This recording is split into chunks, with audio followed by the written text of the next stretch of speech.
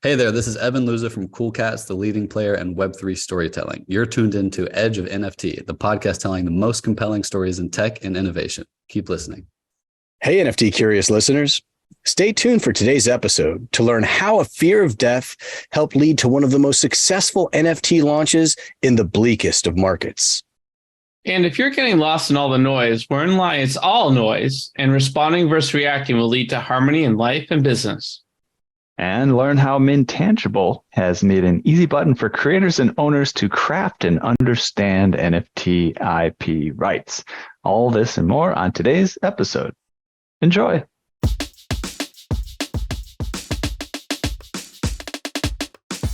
Welcome to the Edge of NFT podcast with your hosts, Jeff Kelly, Ethan Janney, and Josh Krieger. We aim to bring you not only the top 1% of what's going on with NFTs today, but what will stand the test of time. We explore the nuts and bolts and the business side, but also the human element of how NFTs are changing the way we interact with the things that we love. This podcast is for the futurists and dreamers, the disruptors and creators, the fans and connectors, and the makers and doers that are pumped about this ecosystem and driving where it goes next.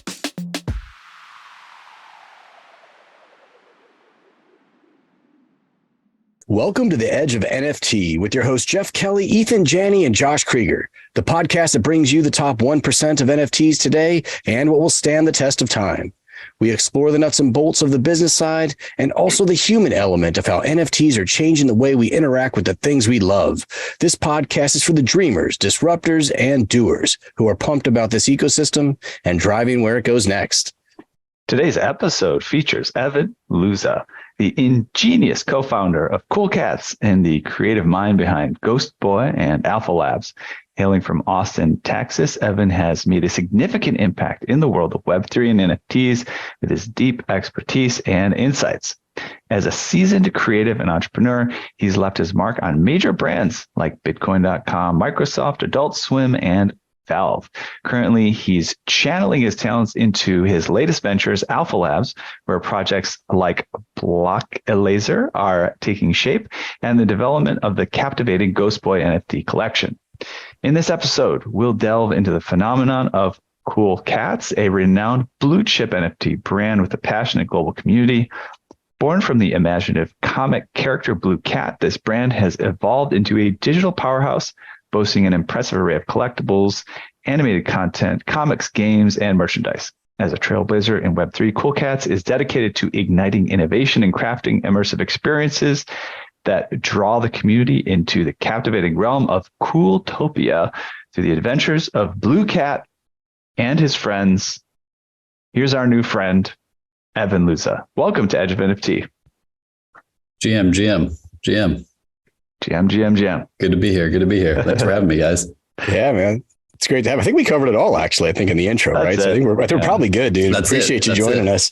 Yeah, man. Well, look, dude, Cool Cats, I think massive community, really engaged community, passionate community, a brand that really does embrace the cool name, and also a brand clues in the name, Yeah, exactly. Right. But also innovation, right? Like at the forward edge of innovation. That's the kind of stuff we like to talk about. But let's start at the beginning, dude. Like, share with us how it all came together. So I like to, I told Klon this too, so I have permission to say this, but I'd like to think of myself as Morpheus and Klon's Neo. So like we went to school together, him and I. We went to Georgia State. I'm from Atlanta. He's from Atlanta, and we were both in school together. And I was always significantly more of like a nerdy crypto tech centric dude than he was. He wasn't really familiar with like blockchain or anything like that. So anyways, after I graduated, I ended up at Valve and Microsoft. And at Microsoft, my buddy put me on crypto for the first time. And actually it was like the Chainlink ICO. I don't know if you guys are familiar with the ICO days back in the day, but that's sort of what got my bug going in crypto land. So that was like 2017. And then I worked at Bitcoin.com a little bit after that. So long story short, I had contextually the like technical background to understand at least the crypto space to some degree. And then I saw the Apes mint in was like 2021. I think it feels like 10 years ago, but it's also like yesterday. So they minted, and I, as someone who's from like, raised off Pokemon and Game Boy and Yu-Gi-Oh cards, who's just like loved and cherished that, back of recess trading, like peer-to-peer stuff. I was like, okay, there's something here. There's some collectible component. It's on blockchain. Like, I don't really get it. I don't really understand what I was looking at. But so I had the idea. I was like, if these apes are selling, if other stuff is selling, I think there's a market opportunity here. So I had the idea to do a project called Sushi Pets, which was these anthropomorphized little pieces of sushi. I worked with a pixel artist, and the plan was to launch the collection. So I hit up Klon, and I was like, hey man, he was doing motion graphics at the time.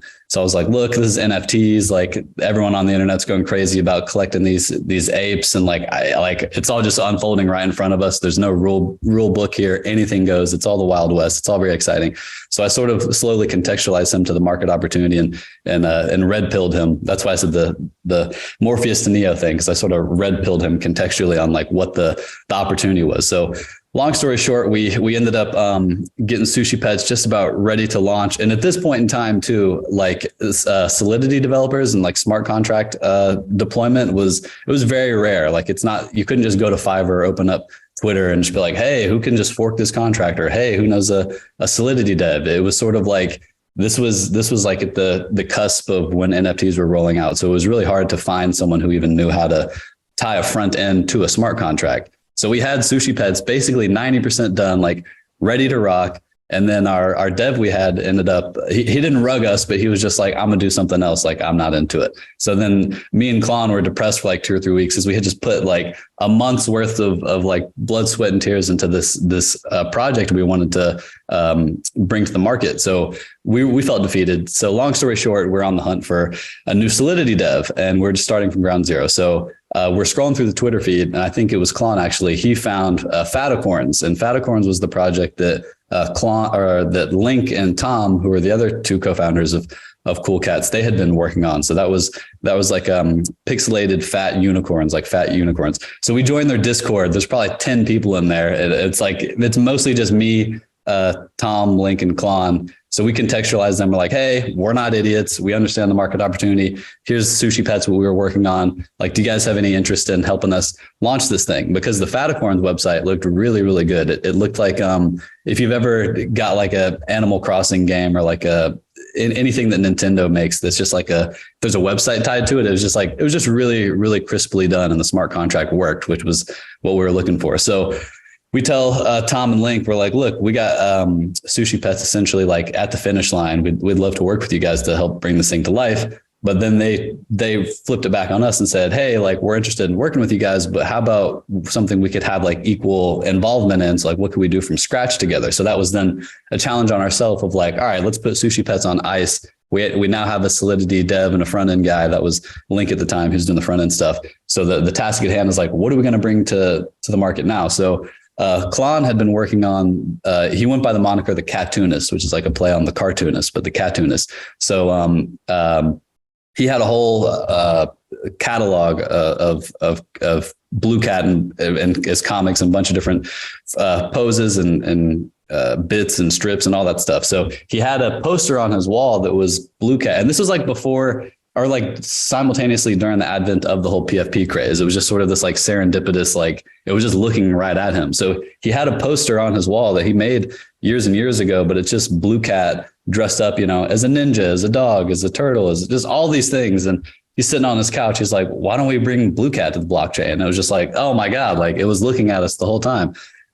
So long story short, that's what we got in alignment on. We didn't know what to call it. We didn't know if it was going to be like the Cool Cats Casino or the Cool Cats Cafe, or like, it was this whole getting the brand right, getting the how he would be perceived, but it ended up manifesting as Cool Cats, and it's all just these different variations of Blue Cat and different outfits. So that's sort of the TLDR story. We had no idea the sort of magnitude of success we would have. Like we thought it through, and we were thinking this would be like a weekend project of, the boys coming together, making sure the assets look right, the website, the story, the narrative, putting the Twitter in the right position, open up the Discord.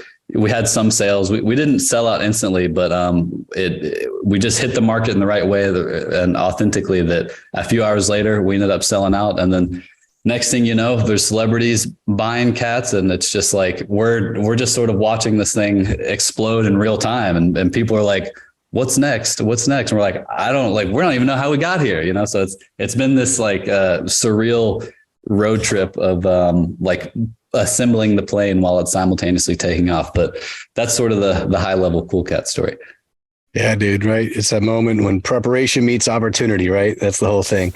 That's true. Awesome, dude. What a great. And to that point too, it's like it takes 10 years to be an overnight success, you know, like I think that, and not to knock other collections or artists, you know, so people work at different speeds and different cadences, but like Klon had been working on Blue Cat for like, I don't know, 7 to 10 years. Like that's a character that he had put his heart and soul into it. It wasn't like how do we just slap this on the blockchain and tell people that, you know, it looks cool. Like he has real pain and real struggle. And if you go and look back some of his comic strips of Blue Cat, like if you go, you can follow Cartoonist on Instagram still, but if you go through the archive or even in the Discord, in the Cool Cats Discord, we have like forget what it's called. It might be called Originals or something like that, or Origin Story or something. But there's many different instances where, you know, Blue Cat's struggling with like writer's block or like, you know, depression, just like really human things. That it's basically Klon who was channeling himself in this character. That's like, he is Blue Cat, you know? So I think that's sort of what lent itself to the stickiness of the Blue Cat, Cool Cat story is how authentic he was at channeling himself into this character. So it's not as simple as like, oh, it's you know, cats are cute, I'm in. Like on the surface, it might feel that way to some people, but there's really a story underneath it all.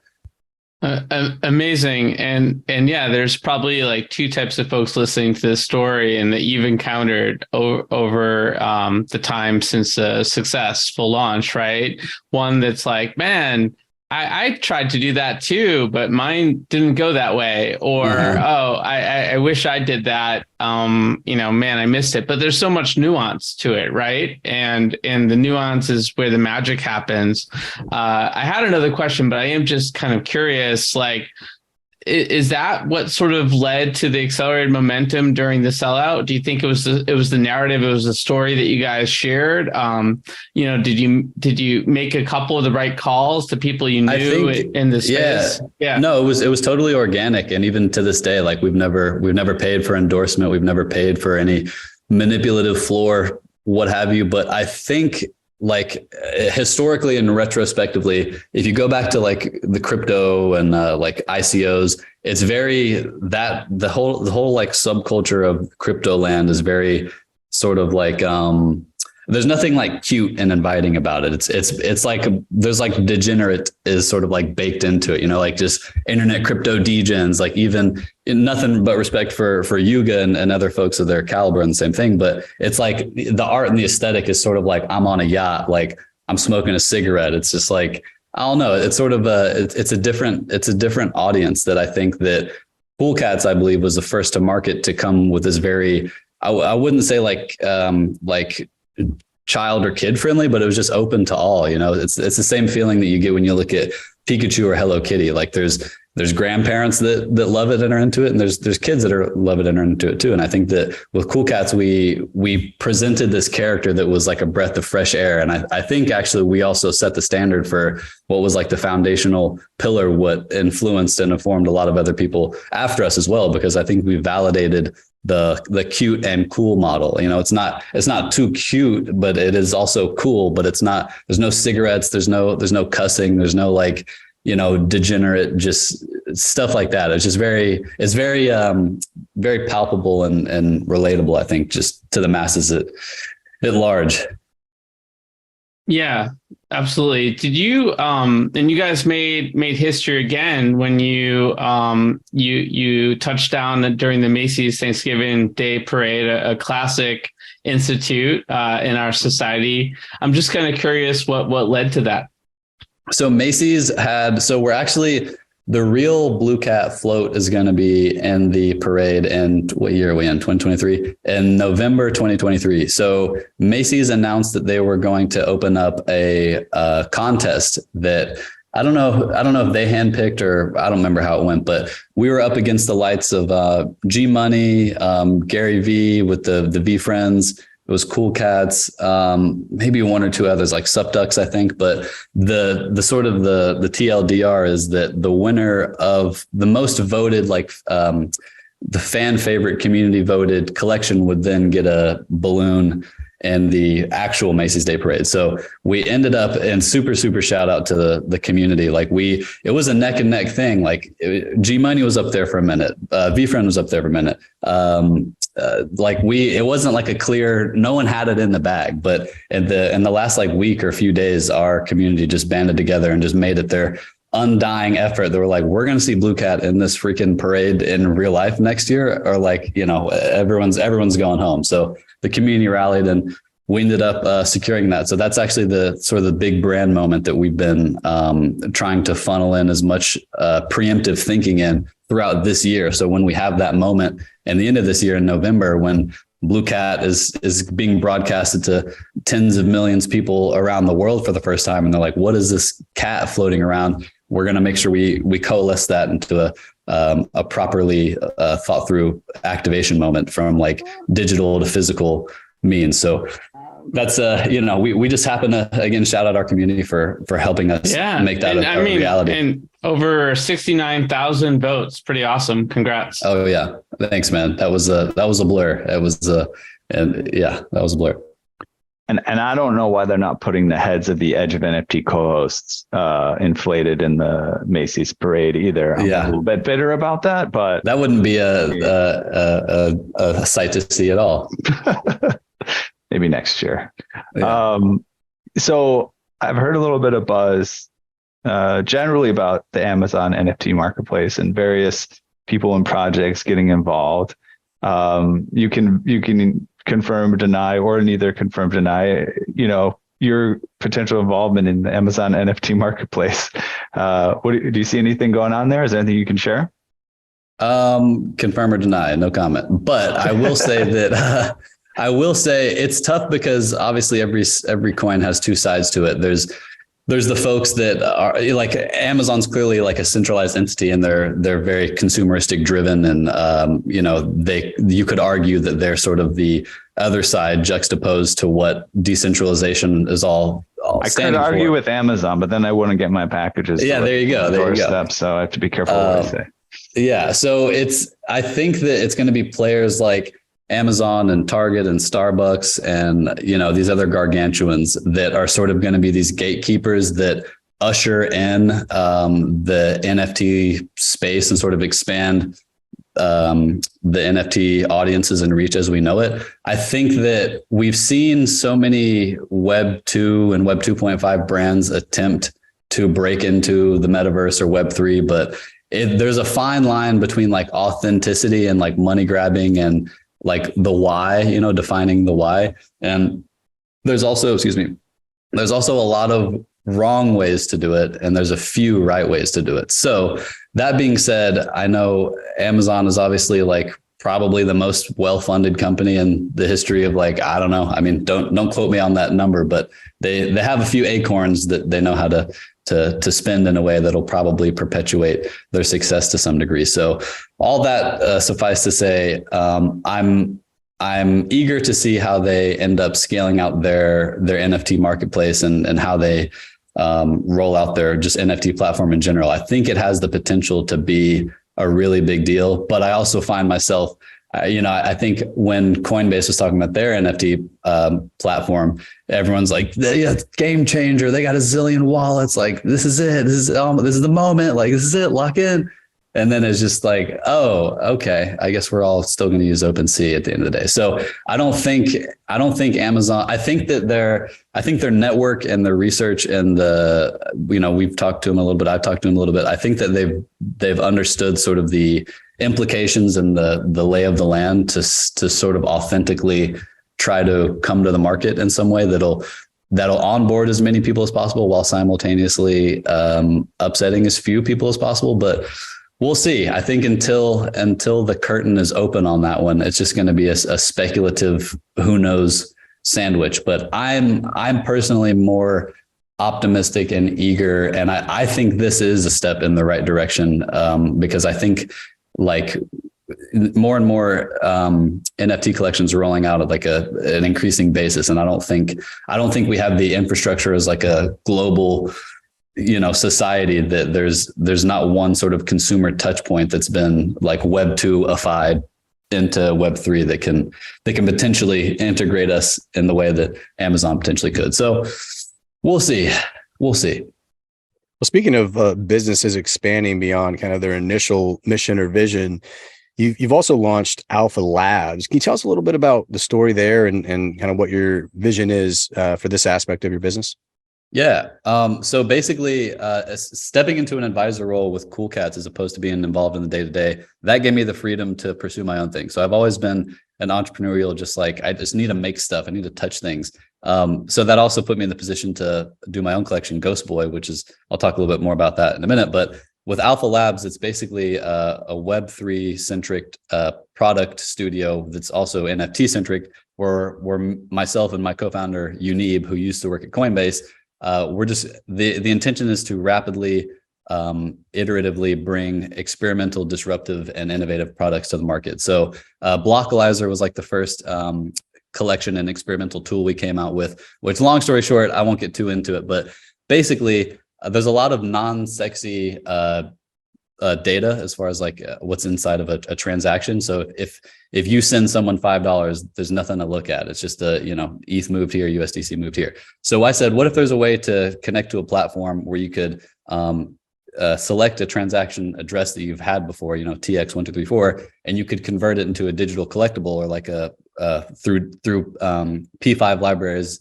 and using generative art. So you could turn something that doesn't have visual into a digital collectible. So that was sort of like that's what I mean when I say like experimental tech. Generative art within of itself is not for everybody. Some people are like, what am I looking at? Other people who are into technology and who are like tech purists are like, this is impressive. This is cool. This is technically sound. Like I'm impressed by this. But if it doesn't have a cute face on it, some people are like, I don't care at all. So that was our first stab at launching something with Alpha Labs, where the intention is to do 12 Genesis, so a set of 1,000 every month. We've done 2 so far. We want to do 12, but we skipped last month because we had ETH Denver and other stuff going on. So the intention is to have another 1,000 every month. But yeah, so with Alpha Labs, the intention is to focus on all these different market opportunities within space, like peer-to-peer trading. NFT trading hasn't been solved. Fractionalization hasn't been solved. A lot of people are trying to solve wallets. I think MetaMask is best suited, but there's just no, like, the user experience across the board of the Web3 land as we know it is it's just so difficult. Like nothing is easy. Everything is just very difficult. So with Alpha Labs, our intention is to find market opportunities where we can bring innovative, easy, pain alleviating solutions to the marketplace. Like, and if you look at Revoke.cash, for instance, I think they're a prime example of sort of the formula that we're trying to apply to ourselves as well. Like, before them, someone would click a wrong link, they get phished, and then boom, their art block or something is gone, or their ape or whatever. And there's sort of the scramble that went crazy on Twitter. People like, how do I revoke all my stuff? And then they saw a market opportunity, Revoke.cash, there you go. So a lot of times it's this chicken and egg thing where something bad or something not so good needs to happen in order for it to be improved upon. So that's sort of the underlying ethos with Alpha Labs, is to find those things, to be conscientiously always aware of what's going on and try to make solutions, which is exciting, but also annoying and stressful, because in Web3 land, every 2 or 3 weeks, it's like, there's a new standard, there's a new blockchain, that's a scam now, this one's not a scam now. So it's like half of the battle is just like having your ears open and your ears to the ground. Yeah, very cool. I'm looking at the launch, and you guys did like almost 5,000 ETH in volume in this market. That's really impressive. Oh, for a Ghost Boy, you mean? Yeah. Yeah. And that's on OpenSea. I think we did another like 5,000 or 6,000 on Blur, which is really cool. Oh, wow. Yeah. So OpenSea doesn't even track the volume that's not on their own platform. Interesting. Yeah. So, yeah. Go ahead. Oh, I was going to say, yeah. So Ghost Boy, so back in school, where, me and Klon went to design school together back in Georgia. He had always been working on Blue Cat, and it was in design school, I think like 2015. That's when I came up with the first sketches of Ghost Boy, which stemmed from I've just always I've been petrified of death. It's just like I think about it all the time. Like I was thinking about it last night before I go to bed. I can't, like, there's some things I can reason with and rationalize, but just the fear of the unknown of the other side has just been, it's just seared into me. Even from a middle schooler, I just remember it hit in my head one day. I was like, wow, my consciousness is just going to not exist one day. I can't, this is like, this is scary.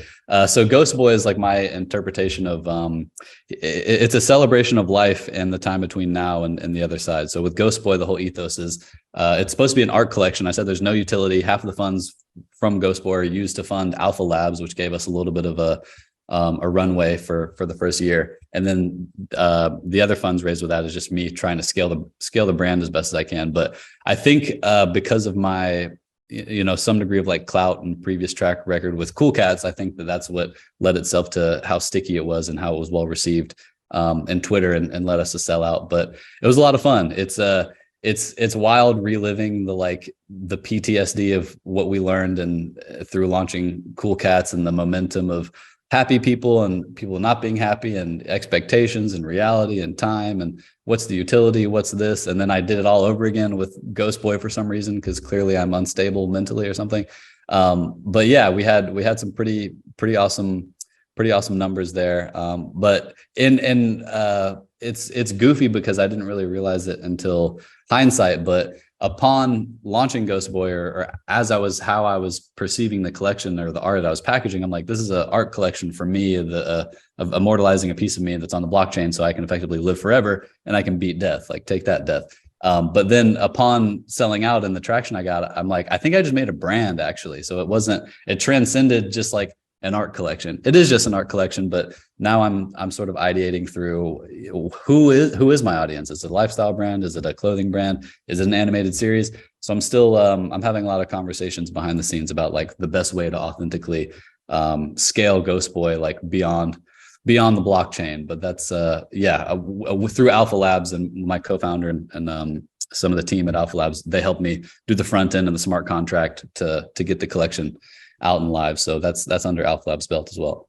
Well, congrats, man. And also the recent intro of Lunar Pass has definitely like piqued our interest. I was wondering if you could kind of go into what that is, maybe reveal some of the features and benefits and how it adds to the overall Cool Cats experience, kind of going back there.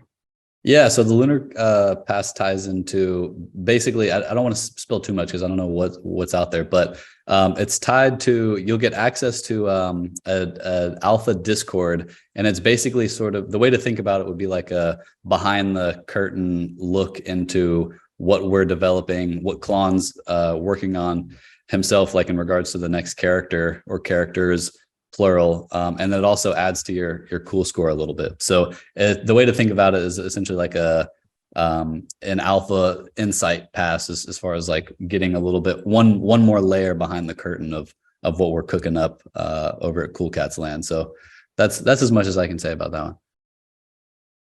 Thanks for sharing. Makes sense. I never struggle with death. I've embraced. Tell me the secret, my man. What is it? Problem. What is it? It's just like sleeping, whatever. You're not gonna be there to experience it. But I like, my struggle is that life is so like there's like, I'm yes, kidding, there's pain. Of course. Oh, okay. There's pain in life, but it's just, I don't know, man. It's just no. I'm there. I'm right there with you. I'm thinking about it all the time. Some people allegedly aren't afraid of death, and I'm like, are you lying to me, or is this actually? Are you actually not? Because I just can't. There's moments where I can be okay with it. But once you have your Ghost Boy, you're good, man. You can immortalize, bro. What's immortal can never die. There you go. That's it. Hey, when I was I didn't go to design school, but I went to music school, and there's a really good guitar player. He was a couple of years ahead of me, jazz guitar player. And he was kind of like a dark, not a dark guy per se, but he was kind of quiet, gruffly voiced, like always had stubbles, always smoking a cigarette. And I got in a little conversation with him one day, and I think we got into what he was reading, and he's like, this will be good. This book, it's called Denial of Death by Ernst Becker. And just saying it's all about like how everything we do as humans is in essence like a way of us like denying the fact that we're going to die. So I don't know if that's gonna overcomplicate your ruminations on the topic or not to read the book. I don't. But it gives me a hug and it scares me even more. So I went and read it. It was an interesting book. All right, so we're at the last question here. Looking forward to getting to Edge Quick Hitters next. But before we do that, can you share a little bit about the general on your personal roadmap? Within all these projects, what's coming up, partnerships, artist collaborations, features, stuff like that. You might not have mentioned yet. This is always like it's like watch me make a nothing burger in real time. It's like there's so many conversations we're having behind the scenes, like both Cool Cats and with Ghost Boy, and it's like it's like we're having conversations and there's a lot of potential. But I guess I'll just reemphasize the big moment that we're really propping up for 2023 is going to be the float reveal for the Macy's Day Parade with Cool Cats, and we're really just shining our laser cannon at and making that moment sort of like the shot heard around the world. You know what I mean? Like this is going to be the first NFT float ever and the Macy's Day Parade ever. So we're making sure that like the touch points and the stickiness and how it's perceived is we're thinking through it as much as we possibly can. So people who don't know anything about anything and the reach can be as massive as possible. So that's what I'll say about that. With Ghost Boy, there's a lot of ideas I'm working through. I'm talking to an animation studio currently.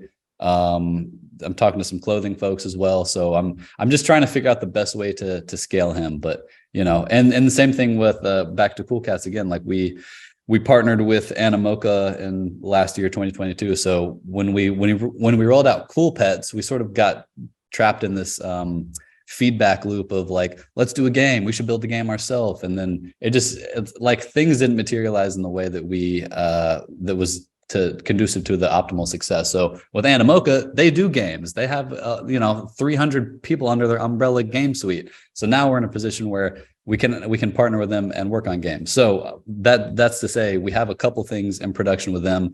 I can't say when we're going to share what that's looking like, but as someone who's seen some of that stuff personally, it's looking great and it's going to be really exciting. And Blue Cat's going to transcend the blockchain to an app store near you is what I'll say. So that'll be cool. Amazing stuff, y'all. Sharon. Keep an eye out. Lots of fun stuff coming. So appreciate you sharing with us, Evan. And you have questions about blockchain?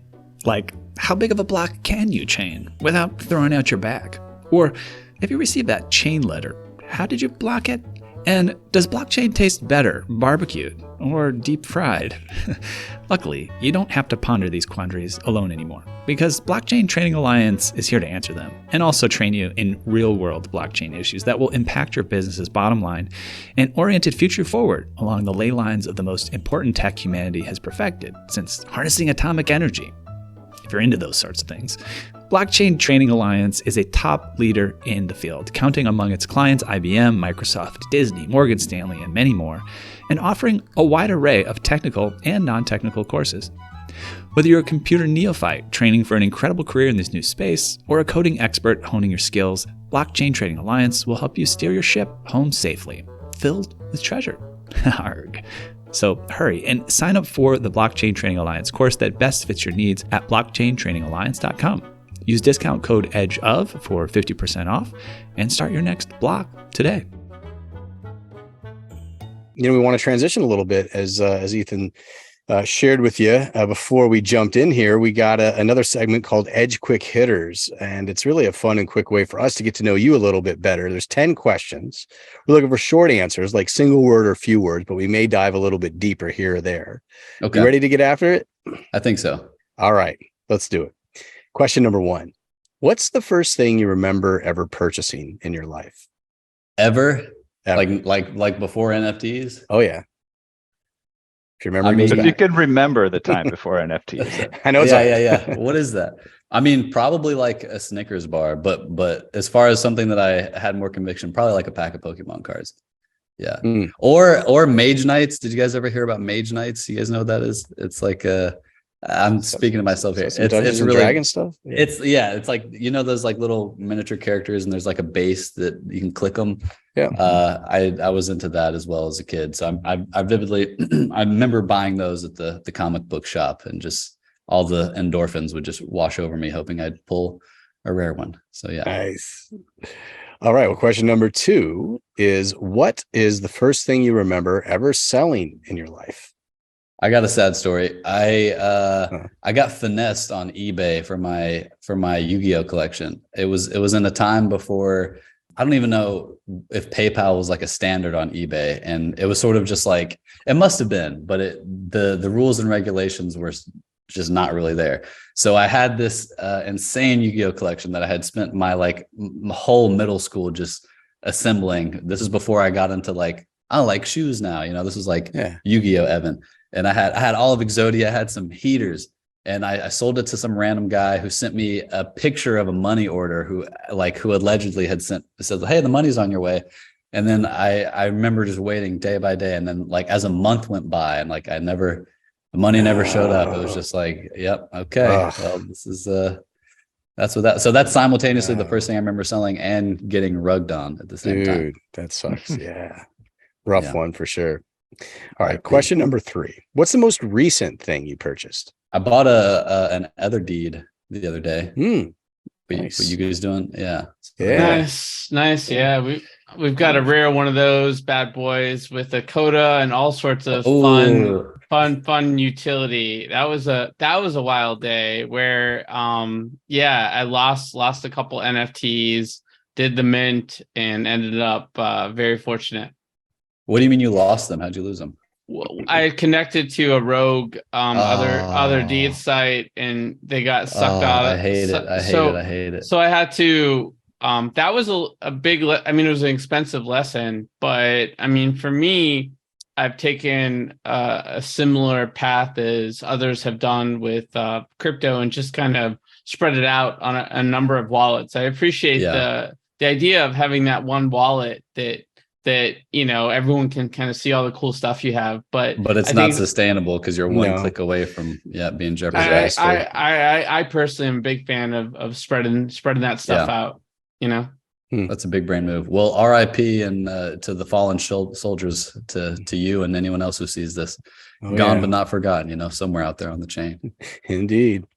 All right, question 4. What's the most recent thing you sold? Oh man, I sold my Moonbird at a super loss. I don't even want to talk about it. It just hurt. Next question. Yeah. All right. Let's move past. All right. Question 5. Cinco. What is your most prized possession?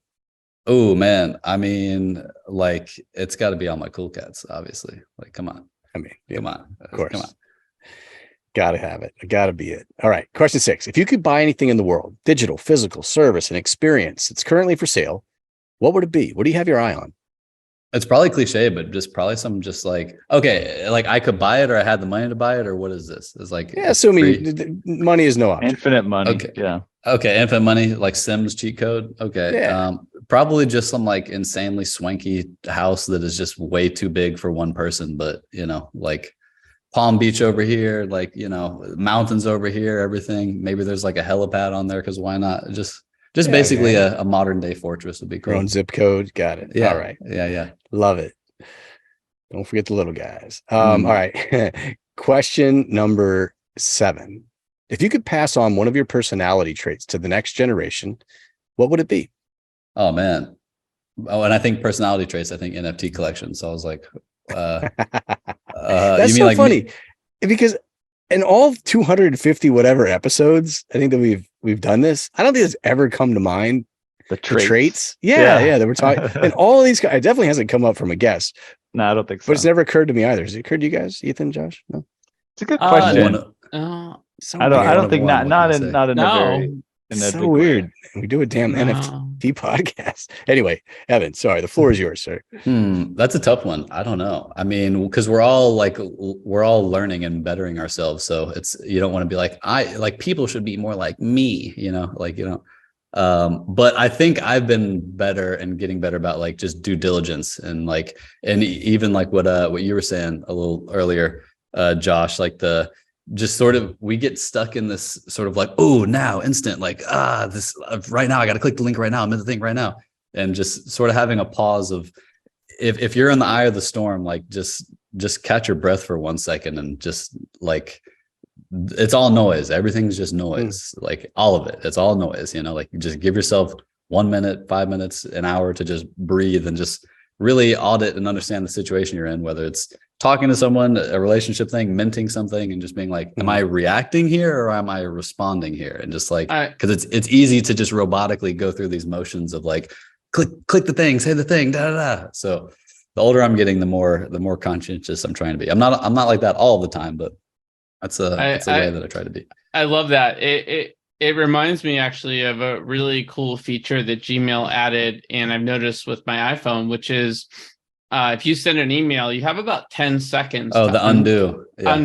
Undo your email. And I did retract a text or two the last few weeks where I felt a little bit crusty in that moment. Yeah. Or maybe there was a mistyping, and I'm hoping it works. No, Josh, I got that text. yeah. I got that text. He's like, we're talking after this. I wish you didn't send that. Yeah. Nice. All right. So let's flip that one on its head. If you could eliminate one of your personality traits from the next generation, what would that be? Oh, man. Whoa. Let me just zoom in on all my flaws real quick. Yeah, let's do that. Let's see. Eliminate one of my personality traits. Sometimes I interject a lot because I'm just like, I just love talking and I love expressing myself. So I'm like, so I guess letting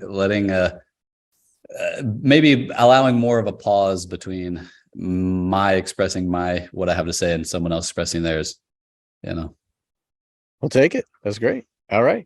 Question number 9. What'd you do just before joining us? Yeah, it was a great pause. Yeah, thanks.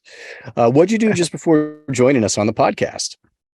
Let's see. I was actually in the gym earlier. I did a cold plunge. It was very cold. And then I worked out and then I did the sauna. And then I made some coffee. So yeah. Nice day. Nice. All right, cool. I do like half the cold plunge where I put half my body in cold water, but I mean, hey, that's better than zero. What half? Yeah. Just his head. He just goes head first. All right. One leg, one arm. Yeah. All right, cool. Question 10, last one, Evan. What are you doing next after the podcast? Oh, that's a good question. I got to take young Charles, aka Carlito, aka Sir Charles, aka Charmander, out on a walk because he's he's been a good boy. He needs some outside sniffs. Yeah. But it's like 85 degrees here in Austin, so he's gonna be a hot boy out there. But he's got to touch grass. We all got to touch grass. Oh man, I was hoping with consensus being earlier that it wouldn't be so hot, but no, it's going to be like 90 degrees when everyone's getting here. Yeah, welcome. Oh man, all right. Well, I guess we'll cool off in your pool. I hope at some point. There we go. Yeah, I'll see you over there. Incredibly hot in Texas. Yeah, you guys should say hey though when you're here. We get some barbecue or something. That sounds great, man. I love me some barbecue always. That'd be great. By the way, when was this touch grass thing? Is this new or did I just start hearing it? I feel like I only started hearing people say that like a month ago or something. Nah, that's like a last year thing. I don't know. That's a last year thing? Oh, yeah, thank you. So. That's I'm on last year things. Okay. That's okay. Yeah. Well, I'm gonna die soon anyways. It's okay. It's okay. All right. Nice. Shall we get on to the hot topics? I think so. Yeah. Thanks for sharing with us, bud. Hey there, NFT Space Cadet. Let's zoom in on the globe from outer space today to Abbot Kinney Boulevard in Venice Beach, LA. Let me show you a cosmic tech beacon that shines out among the bustle of fashion, art, and food there. It's a thriving software dev, data science, and design studio known as AE Studio, where scores of the sharpest minds have come together to help founders and execs create software and machine learning solutions that are not only profitable and increase our agency as humans, but that give us that warm, fuzzy feeling that elegant tech so wonderfully does. AE's breadth of talent allows them to build anything from instillvideo.com, it's a health, fitness, and wellness app that makes your chakras tingle, to award-winning brain-computer interface solutions that could quite literally bend our minds. Oh, and keep an eye out for Token Runners, their NFT white label marketplace, as well as their highly anticipated NFT drop, Boomer NFT. Now, for all you degens who strive to shed the cummerbund and pearls comes a jaw-dropping, awe-inspiring partnership, not seen since the heyday of Shaq and Kobe. It's called Edge of AE Studio, and you can find out all about it at edgeofae.com. That's right, this full service, soup to nuts, end to end, whole enchilada NFT service can help you, yes, you, Randy, launch your NFT project. Edge of NFT and AE Studio have come together like Voltron to get your project in gear so you can hightail it straight to the moon, stardom, and maybe even your own private yacht. Go to edgeofae.com to find out more. That's edgeofae.com. Actual results may vary depending on moon landing location, domain of stardom, scale and model of yacht, as well as whether scale model of yacht or actual yacht. I think we got a special hot topic, Ethan. Let's jump in. Yeah, let's do it. A little special sponsored hot topic here. So we're excited to do a sponsored spotlight for Mintangible. This is a pioneering company transforming the intellectual property landscape in the Web3 space. They recently launched a game-changing blockchain solution for NFT creators and brands designed by experts in IP law, licensing, and blockchain technology. And the solution that they're launching will enable creators to bind IP and royalty rights to NFTs on-chain, patent pending solution with all the complexity behind the scenes, so the users don't have to worry about that going on. And the IP rights structures generated intelligently encoded on chain, bound to each NFT. And the NFT collection, each NFT receives public rights registry listing where anyone can look up all things related to the IP terms of the NFTs, verified identity of the licensor, registered works being licensed, and the IP terms that apply. So pretty cool. I mean, and in some sense, anybody could be attaching this information to any NFT, but nobody's really doing it in an organized way that's user friendly. And so this is an exciting step, and it's interesting to see how this project develops. Any thoughts on this, Evan? As someone who's got your own IP going on here, how do you think about this stuff? It's funny because there's so many, they're like, oh, what can I do with the IP? And it's just like, you can do anything. And they're like, all right, cool. And then it's like, no one does anything. It's like, okay, yeah. It's so much like just, all right, well, what can I do with it though? And so I don't know, but stuff like this is great. Clearly defining what you can do. Yeah. It reminds me, a previous podcast I had was the Run With It podcast. And as the co-host, the thing that we thought was super exciting was we would have these experienced entrepreneurs on the podcast, and they would share a business idea that they don't have time to pursue, but they think is really awesome. But the thing that we thought was really exciting is we offered to the listeners from the very start, you send us an email telling us why, you should be the one pursuing this idea. We'll connect you with that experienced entrepreneur for like a private mentorship session. Incredible. Nobody took us up on it. Like, it was not like, that's a great idea. I know. Yeah. Right. But it's true. Like people, want to enjoy IP, some people want to do things with it. But it is a little bit of a conundrum. I can see what you're saying. They're asking you, well, what should I do? What can I do? You can do anything. Like, well, I don't want to do anything. It's like, okay, cool. Yeah. So a little bit more context. Mintangible did come by Outer Edge, and they had a cool booth, and they talked to a lot of creators there. And I actually introduced them to a few creators. And there was this moment, to your point, Ethan, where creators were like, and Evan, what you're saying, like, they're like, oh, wow, I haven't even thought about this. And so there was this pretty big educational component to what Mintangible is doing in terms of, they come from an IP background. Emily, one of the founders, she's an IP lawyer by trade, where it's really talking to creators about how they can be more empowered through the digital assets they create. It's a really powerful concept when you think about it that way. Yeah, I think one of the missing components though for that infrastructure is we need some sort of intermediary, white label third party or net new solution where they say, hey, have you got a collection or NFT from this collection, this collection, this collection? Okay, cool. We have the infrastructure to instantly deploy a storefront for your goods to Because I think a lot of people want to apply their NFTs to thing, but it's that a lot of people haven't done a Shopify store before or just launched anything. So it's just sort of like where do I start? So I think that's going to be something we're probably going to see in the near short term.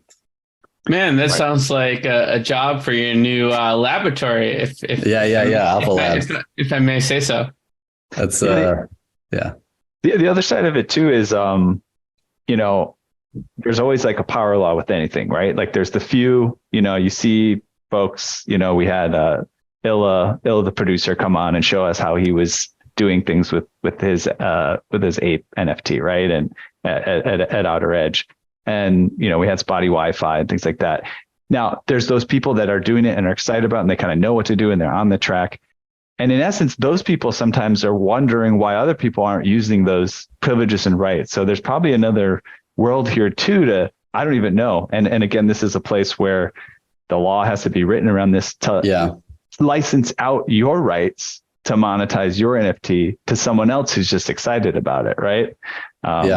I feel like so much of the granular like intricacies of whatever avenue or sub avenue you pick, like so much of it comes all the way back down to like education. Like there's just so much information and misinformation of application of how do I get the token? What can I do with it? How do I put it on a thing? It's just nothing is easy. Like none of this is easy. We're in like hard mode land where it's like funding a wallet with crypto and buying a token. Like that took a lot of work to even just get there and make sure your keys aren't even jeopardized. Like way to go, you. And now it's like, how do we apply that to other things? But I think it's all going to be like a educational thing, I think. Yeah.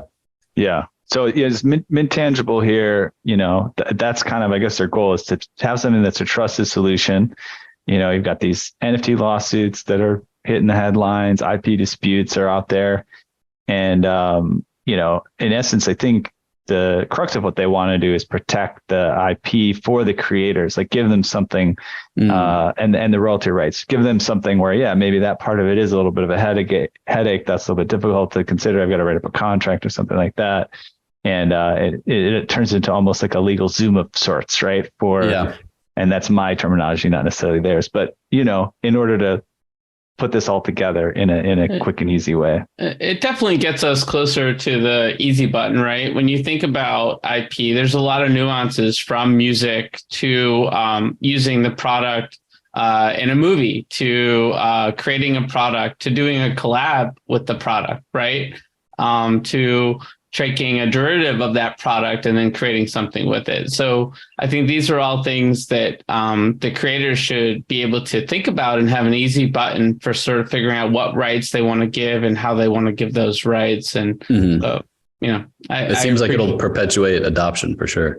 Right. Yeah. And the flip side of it too, right? Because owners, collectors, they need to know what their rights are and feel comfortable using, that IP effective, because these folks are not experts in IP, right? They're not IP attorneys. They don't know. People are kind of out there using them kind of willy nilly. So if they know, like, what are we actually allowed to do with this thing? The other cool thing I think they're doing is they're publishing like open source NFT license templates for people to use, which again, if we're talking about adoption and easy buttons, kind of the LegalZoom side of it, things like collectibles, commercials, music, other places to support both sides of the equation, the creators that are making the stuff, and then the owners that are on the other side of it that want to use this stuff, but maybe are even tentative because they are afraid of like stepping on toes or, doing something that might be illegal. So that's pretty cool of them as well. There's nothing potentially illegal to do here. No, I'm just kidding. All right. Yeah, right. Well, in the meantime, if anyone wants to check out what these guys are doing, we are big fans. They can, Mintangible is offering a free certification for your first NFTs, and you can experience that on their platform and maybe streamline some of your IP management, help with trust, transparency, all things that we care about in the Web3 ecosystem. You can just go to Mintangible.io. It's Mintangible.io and follow these guys on Twitter at the same handle. It's Mintangible_IO on Twitter. Check these guys out. Yeah, I think they also got a recent funding round, right? So they got some capital to go make this thing happen as well. So good on them. They're ready to build. Yeah. Cool. Awesome. Well, that concludes our Hot Topic segment. Thanks for your enthusiastic participation, Evan. I think we picked a good one for this particular episode. A lot to say. For sure. We appreciate it. So now we move on to a quick shout out segment, which we always enjoy. And I think we did talk with you previous to pick a few interesting folks or projects to shout out? Anybody in particular you want to hip the audience to check out? Well, I always got to shout out my brother Klon, obviously at Kloncast if you don't follow him. And my buddy A-Town Brown, he recently launched Grumbies NFT. He helped me produce the metadata and the RNG, the assets for Ghost Boy. So shout out A-Town Brown. He just did Grumbies. Check out Grumbies. And then Ghost Boy Lives. That's my baby. That's my new baby. Check out the project. Get you a Ghost Boy. And what's immortal can never die. Be part of the movement. Beautiful. There it is, y'all. Appreciate the shout outs, man. And say before we break for the episode, dude, we also got to let folks know where to follow you and all the projects that you're working on. Where should we send them? Cool. Yeah. So EvanLuza is my name. Evan Luza at Evan Luza. Elu is what I go by. Elu. I'm a big freestyle rapper, dude. I'm from Atlanta. The joke is if you're from Atlanta, you rap. Everyone raps in Atlanta. So Elu was bestowed upon me many ciphers ago, and I kept it with me. So at Evan Luza on Twitter. If you're in Web3, you're on Twitter. So you can check out Ghost Boy, Alpha Labs, and then obviously Cool Cats as well from my Twitter. So check me out. All right. You got it, brother. All right, guys. Well, I think we've reached the outer limit at the edge of NFTs for today. So thanks for exploring with us. We've got space for more adventures on this starship. So invite your friends and recruit some cool strangers that will make this journey all so much better. How? Go to Spotify or iTunes right now, rate us and say something awesome. Then go to edgeofnft.com to dive further down the rabbit hole. Look us up on all major social platforms by typing Edge of NFT with no spaces and start a fun conversation with us online.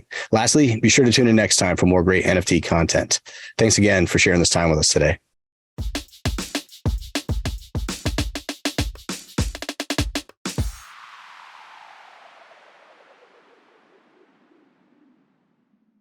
The views and opinions expressed on the Edge of NFT podcast reflect solely those views and opinions of the show creators and its guests. We're learning as we go, just like you. Please make sure to do your own research. Our podcast is not financial advice. There are multiple strategies and not all strategies fit all people. You understand that you are using any and all information available on or through this podcast at your own risk.